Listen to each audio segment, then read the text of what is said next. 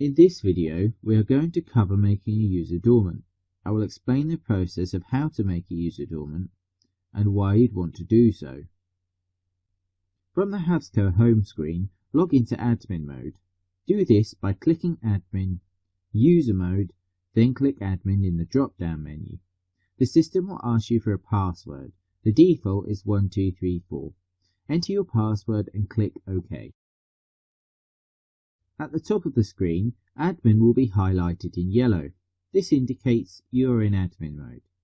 Click admin and a new drop-down menu will appear. Click user list. The user list menu will pop up. On the left-hand side, you can see the list of users. I will select my user HAVSco demo and make him dormant. Once selected, I will simply click on the red cross on the top left corner of the menu. This will make the user dormant. A message box will pop up, confirming you want to make that user dormant. Please read and confirm by clicking OK. The user is now dormant.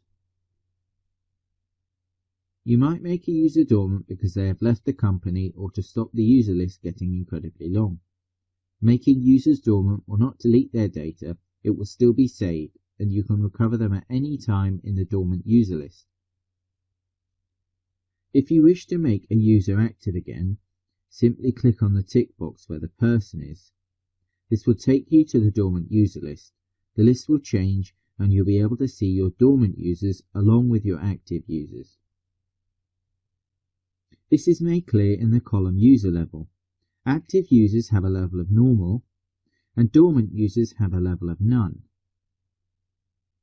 Select the user you want to make active again and click the lightning bolt that is above description. This button will restore the dormant user back to an active status.